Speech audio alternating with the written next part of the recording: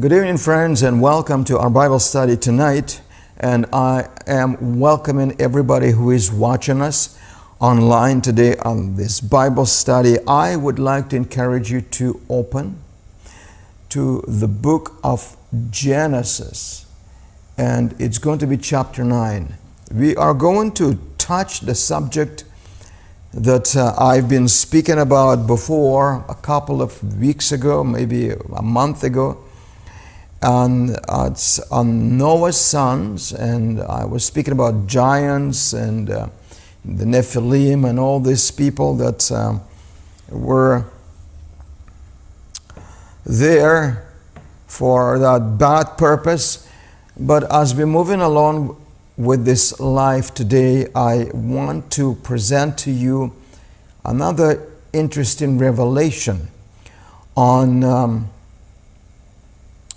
the nations that came out from Noah, and especially from one of his sons. And I will explain to you what really happened there. So pay careful attention, because we are going to go into quite deep revelation of the Word of God today. And I'm so happy that you tuned in. Thank you for tuning in. It's important for us to know that you're watching. And my concern about things that are happening today is very deep. And the concern is if people are ready. Are you ready for the next phase that is going to take place in this life soon? And I believe that we are looking into possibilities that will take place very soon in this life, very, very soon. And look, another wave of coronavirus is spreading, especially in the Middle East right now. And we know that things are not done, but things are progressing. So we have all answers through the Word of God, and I want you to open with me to Genesis chapter 9, verse 18. Now sons of Noah who came out of the boat with their father were Shem, Ham, and Japheth. Ham is the father of Canaan.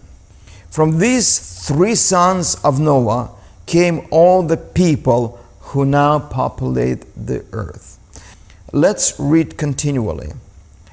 And those who believe the Bible as the truthful book, and those who believe that the Word of God is inspired by God and given by God through men to us, let's look carefully into the Word of God today and find out something very interesting. Verse 20 says, after the flood, Noah began to cultivate the ground, and he planted a vineyard. I don't know if Noah ever planted a vineyard before. I'm not sure. The Bible doesn't say. We don't know. But seems like it is possible that he planted the vineyard for the first time in his life. One day he drank some wine he had made, and he became drunk and lay naked inside of his tent. Well, this is why I'm saying this, is because it is important to notice here that before, Noah was never mentioned as being drunk ever in his life. Now he was. So to me, it sounds like he probably tasted the grape juice or wine that came out from his own garden for the first time, and he did not know the effect of it. So he drank a little bit too much, and he fell, and he was drunk. It sounds to me that he was never tasting, or he never tasted this kind of a drink before, because he would know if he would drink over this drink, he would be drunk. He would know about that, because Noah was a righteous man. He was not an alcoholic now. Verse 22 says this way: Ham, the father of Canaan, again, the father of Canaan. And the reason that God is speaking to us in this kind of matter as Ham, the father of Canaan, He is preparing us for something. He is preparing us for something in the future.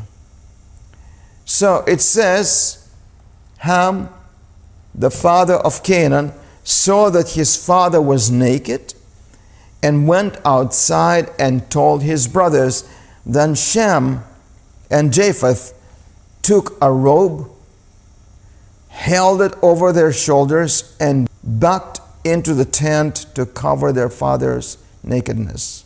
As they did this, they looked the other way so they would not see him naked. When Noah awoke, it says, from his stupor, he learned what Ham, his youngest son, had done. Then he cursed Canaan, the son of Ham. And this is what he said. Look at this. May Canaan be cursed. May he be the lowest of the servants to his relatives. And then he said something about Shem. May the Lord, the God of Shem, be blessed, and may Canaan be his servant. May God expand the territory of Japheth. May Japheth share the prosperity of Shem, and may Canaan be his servant. So it seems like Noah cursed his own grandson to become a servant to his other sons. And we know that Canaan is that place where Israel took over when they came from out of Egypt. Now, before we're going to go into these details, I want to speak to you about a very interesting thing that came to my heart and my mind. And you can think about this and find out if I'm right or wrong, but I believe that that interesting deep revelation that God has given me about Ham is the result of everything that happened. So, look at this scenario. And I believe that God has allowed this scenario. God allows the situations in our life and circumstances in our life to bring something up. To bring something up to deal with. Because God is the beginning and the end. He is the author and finisher of our faith, Jesus. So He knows what will be 100 years from now. He knows what's going to happen tomorrow. So I'm taking that very slowly and easy for you, so you may follow me, because we're going to go deep again. So after the flood, it says after the flood. And the flood was upon the earth is because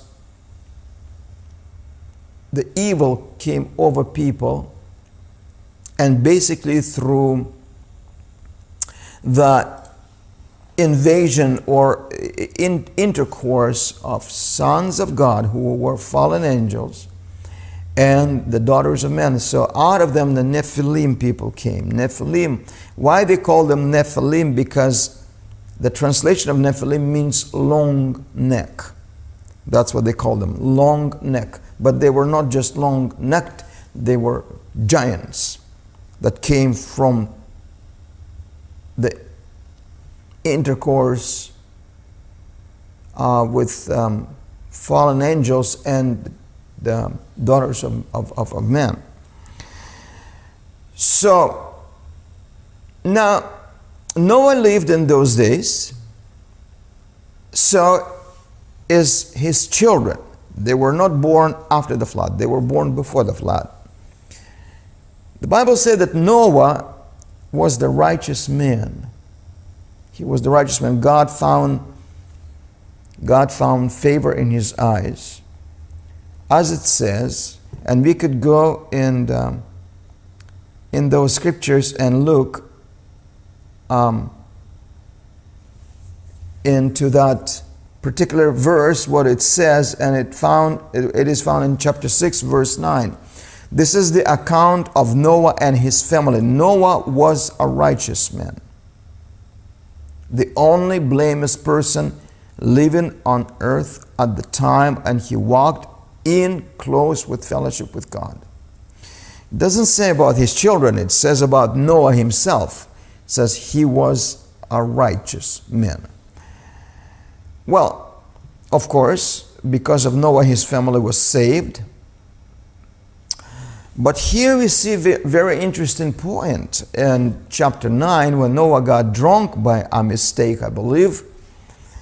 And one of his sons, Ham, the father of Canaan, again, he was the only person, he was the only son out of other children who was willing to look at his father who was naked. Here's my question, why? My question, why? And I was thinking about this and meditating about this and trying to study why. And I believe God showed me something very interesting, as it is in the Bible. So we don't have to wonder, we don't have to guess, we don't have to exaggerate things, but it says that Ham, the father of Canaan, even before he looked at his dad naked, God already pointed out that he was the father of Canaan. His next son, his name was Canaan, saw that his father was naked and went outside and told his brothers. Now, it was not just an evil act of Ham, I believe, the father of Canaan. But I believe God showed me about this thing something very interesting, that somehow or rather, by whatever reason that was, Ham was, I wouldn't say he was possessed, but he was open more than his other two brothers to sexual immorality than them. To him it was not a problem to look at his father who was naked, and actually he was encouraging his other brothers to look at him. But two other brothers, they did not even bother, because they stayed away from any immorality like this. So to me it sounds like Ham, the son of Noah, carried the spirit that possessed the people before the flood, maybe in a smaller scale, but he already was possessed with sexual morality. And this is why he was able to look at his father without any problems, without hesitating. And again, imagine, it says that he was called the father of Canaan. This is why when Noah woke up from his wine and he learned what Ham did, I believe the Spirit of God came over him and he cursed Canaan. Over there, before any people begin to multiply again from them, from Ham, Shem, and Japheth, because nobody was on earth at that point of time. Everybody was dead. So from them came a new generation. And therefore, right at the beginning, at the root of another multiplication of nations, God pronounced through Noah a curse over Ham. He didn't deliver him from that. He didn't deliver him from that spirit. But he pronounced him cursed, and he said that your son,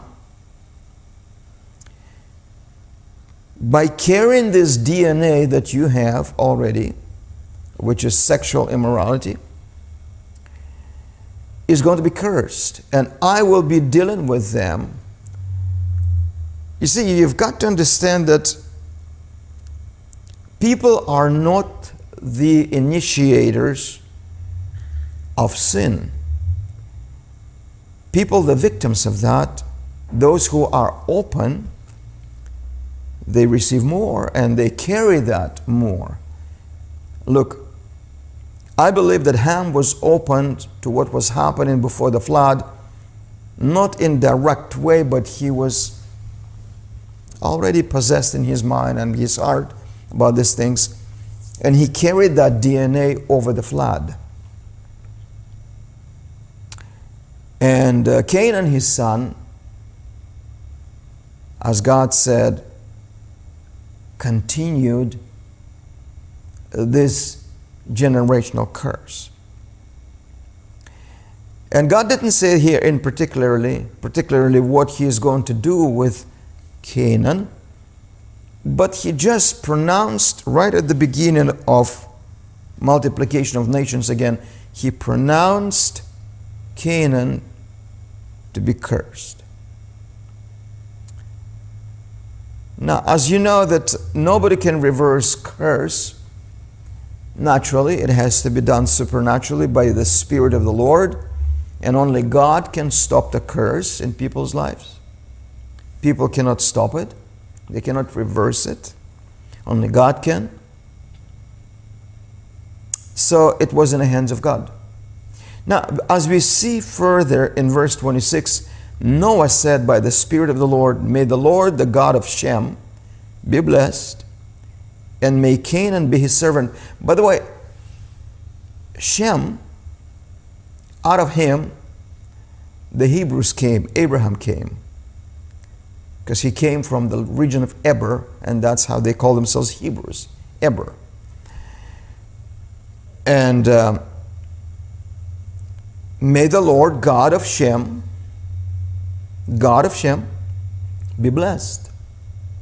Abram and Israelites. I mean, Abram, Isaac, and Jacob and Israel came from the tribe or from the lineage of Shem. And God says, may the Lord God of Shem be blessed. So God already cursed Canaan and Ham. By the way, Ham is only the father of nations that in that Middle East region, and we will talk about this a bit later, not everybody, but certain, especially the son who was Canaan. And as you can see that God did not curse all of the children of Ham. He cursed only Canaan. There is a purpose for everything. There's a purpose for everything. And he said, may Canaan be cursed, may he be the lowest of servants to his relatives. Look at that. And may the Lord God of Shem be blessed, and may Canaan be his servant. And may God expand the territory of Japheth, and that's another, these are another nations. And So on and on and on, and then it speaks about how long Noah lived. So I believe I explained to you in these few moments carefully and thoroughly about Canaan, because without knowing exactly the beginning of the whole story, you will never understand the end.